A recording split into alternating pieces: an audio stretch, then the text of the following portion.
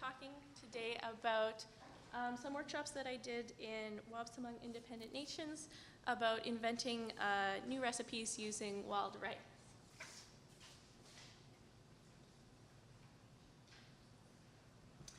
So after dams flooded the traditional wild rice fields around Wapsimmang, there were no more prayers and no connection to our people, an elder once told me.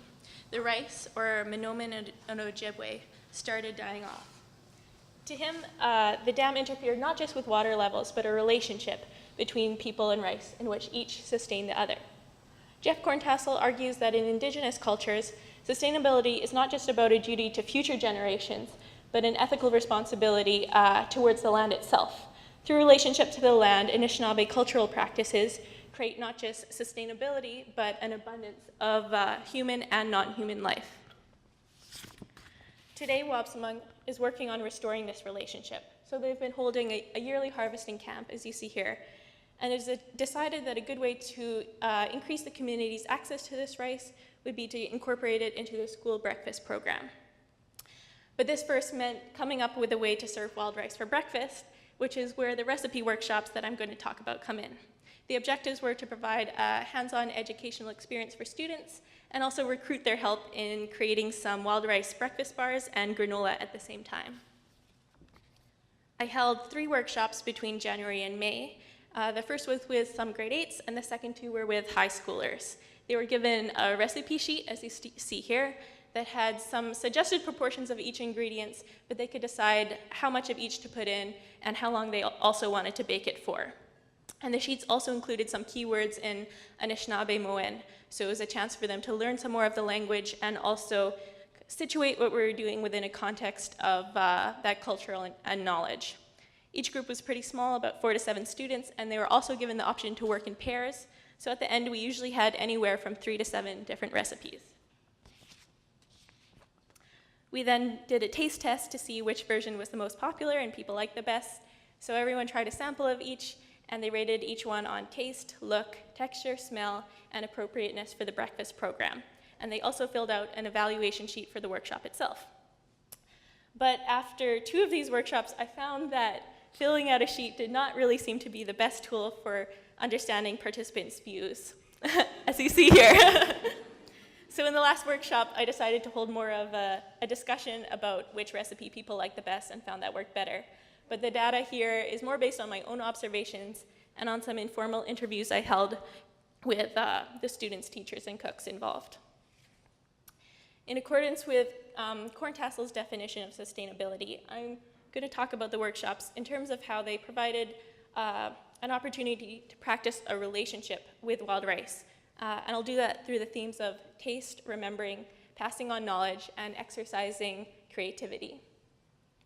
So first, it's not exactly surprising, but rather than like resurgence or sustainability or any other of these more abstract concepts, much of the discussion during the workshop centered on something which was much more immediate, which was taste.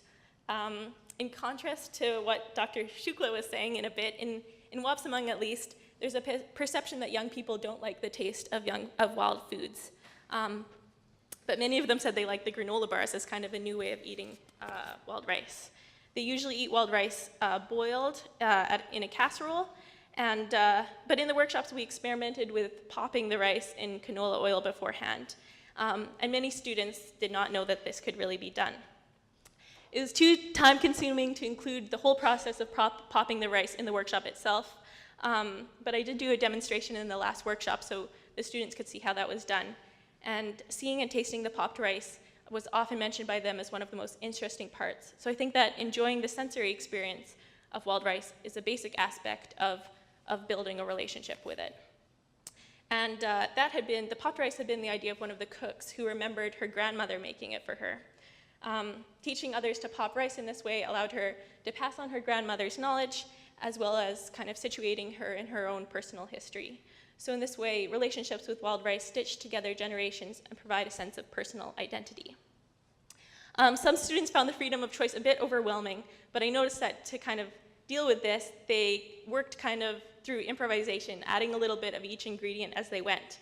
And we also used kitchen scales, which were pretty popular and they found interesting, allowed them a different way of visualizing.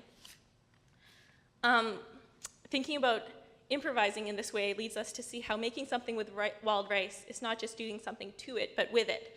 So when you're picking rice, you have to adjust your canoes and your body, pay attention to the rice. And I think that this was mirrored in the workshops in the students' measuring and decision making. The freedom of choice, however, was also a more positive opportunity for self-expression and confidence. So they enjoyed personalizing their recipes by adding different ingredients. And one of the cooks said she thought the students were proud to take their creations home to their families as something that they had invented themselves.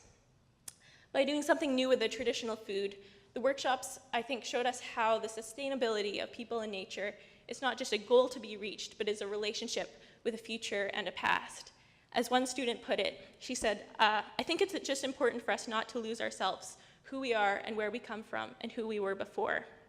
But that does not mean excluding new practices. So she continued, seeing what we used to have back in the day, the way we made it, and seeing a new way of doing it, a new way of eating it and making it was really cool. For youth, building relationship with wild rice means honoring tradition while also exploring the new ways that rice might hold to help them meet their aspirations. And using the feedback from the workshops, we've developed a breakfast bar for the school breakfast program.